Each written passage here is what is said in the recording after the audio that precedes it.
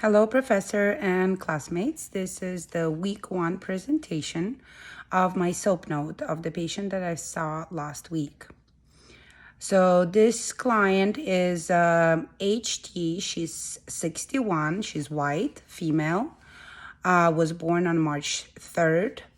She has Anthem Blue Cross HMO, and she's married. This 61-year-old woman seen at home for follow-up after hospitalization and readmission on hospice. So 61-year-old woman with a history of hypertension, vitamin D deficiency, and left breast cancer, status post-mastectomy with bone meds. She has pathologic iliac fracture, status post-XRT, and chemo. Bilateral, she has developed after chemo and radiation, she developed bilateral lower extremity paraplegia. She has sacral decubitus and urinary obstruction, status post bilateral percutaneous nephrostomies 2 months ago in Glendale Memorial. She have had since then where the nephrostomy would clog and she would go back to the hospital to get that unclogged and changed. So patient, this last hospitalization, family noticed that patient was not draining any urine from her right nephrostomy tube, so they called 911. On evaluation in ER, patient was noted to have left nephrostomy, was draining purulent appearing urine, and the right one did not drain anything. Patient has a chronic generalized pain throughout the body bones, which is currently controlled with pain medication. Patient also has chronic constipation and poor appetite. She has lost close to 100 pounds in last 3 years, but denies any nausea, vomiting, or diarrhea. So for her ROS, she denies pretty much on all of the systems, denies fevers, chills, vision changes, any pain. She denies sneezing and sore throat, denies hearing difficulties. She denies shortness of breath, denies cough, denies chest pain, dysuria. She denies arthralgia, any skin color changes. She denies weakness, numbness, and headaches. So that was, she denied pretty much everything on the assessment. She has no known allergy. Past medical history includes metastatic breast cancer, bone cancer, acute and chronic anemia, UTI/polyonephritis, hypertension, paraplegia, vitamin D deficiency, chronic constipation, hypothyroidism, GERD, and stage 4 decubitus ulcers. So for her surgeries back in 2017, she did have mastectomy on the left side, and she also had bilateral nephrostomy tube placement in October of this year.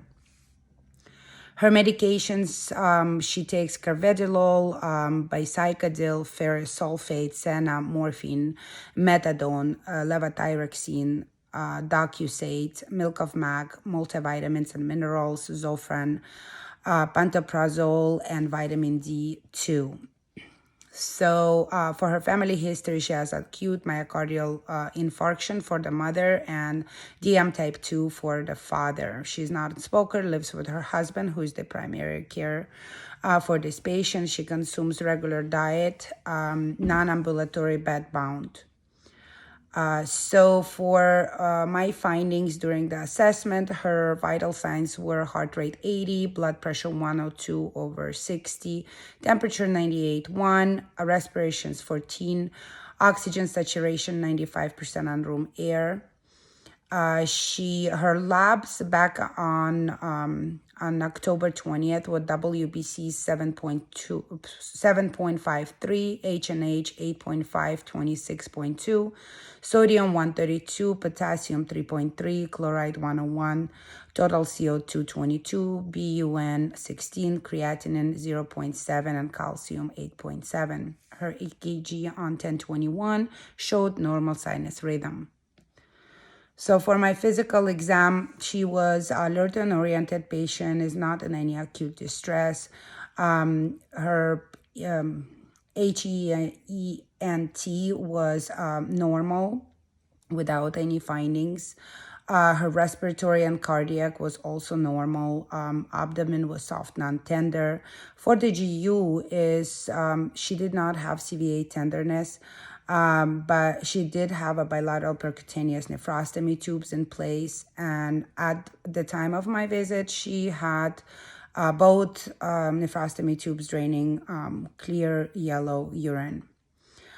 She is paraplegic waist down. She does have a flat effect, and she has a stage 4 sacral decubitus without any signs of infection.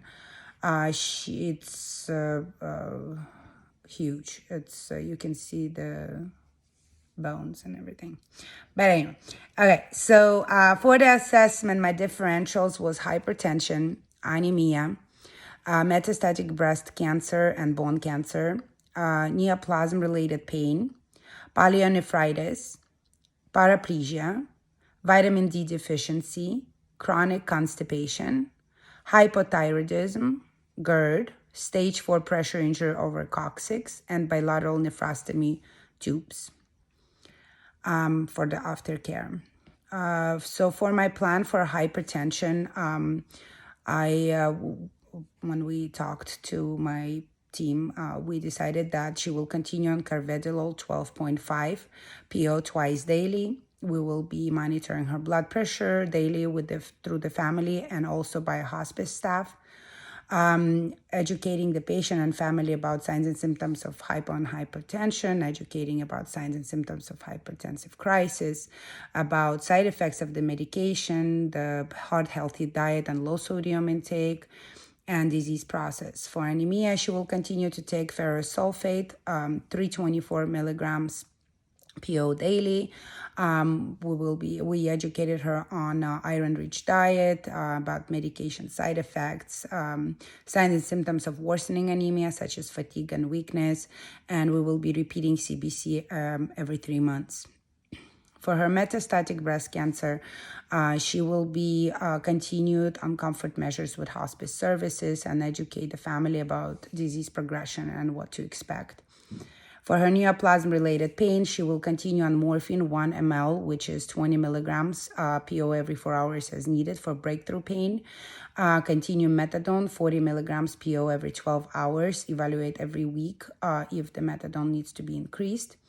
We will be educating about pain management, other non-pharmacologic pain-relieving techniques, about signs and symptoms of sedation and side effects such as constipation. For her pyelonephritis, that was resolved in the hospital with antibiotics. So currently she doesn't have an infection, but she's at super high risk. So we're educating the family on signs and symptoms of infection, how to recognize it and when to let us know, so we can obtain cultures and treat. Now for her vitamin D deficiency, she will continue on vitamin D3, 50,000 units PO every Sunday. Then we also talked to her about vitamin D rich diets and other foods that contain the vitamin. For her chronic constipation, she will continue on Colace, Senna, Milk of Mag, and Bicycadil. So for Colace and Senna, she will be taking it twice a day routinely, and Milk of Mag and Bicycadil as needed. Let's see, hypothyroidism, she will continue on levothyroxine, 50 mics PO daily, and educate about disease process and educate the proper medication administration. Since she's on hospice, there is not really monitoring of the thyroid levels at this point, but if we need to, we can always order it. For her GERD, she will continue pantoprazole 40 milligrams twice daily. We will be educating about the proper diet, disease process, and side effects of medications. For her stage 4 pressure injury over coccyx, the wound care should be done daily by her family, and whenever the hospice nurse is visiting, it's going to be cleansed with normal saline, pat dry, apply zero-form gauze, cover with non-sterile gauze and abdominal pads, and secure with paper tape. We did educate the family on signs and symptoms of infection and when to call us. Also for her nephrostomy tubes, it's a weekly dressing change, and as needed, if it's soiled, just a clean, dry dressing to be applied. Look out for the signs and symptoms of infection and of the site, and including inside the bag, what type of urine is coming out. So we did refer this patient to hospice care for comfort care and symptom management, educated patient about disease progression and prognosis. We did discuss the hospice again with the patient, provided emotional support, refers to social services for community resources. We scheduled a telehealth visit in 2 weeks to follow up on overall status, follow-up visit in 1 month in person, continue all current medications, and I did discuss this case with my preceptor, Dr. Karunjian, and nurse practitioner Manda Kelly. Okay, thank you. Bye.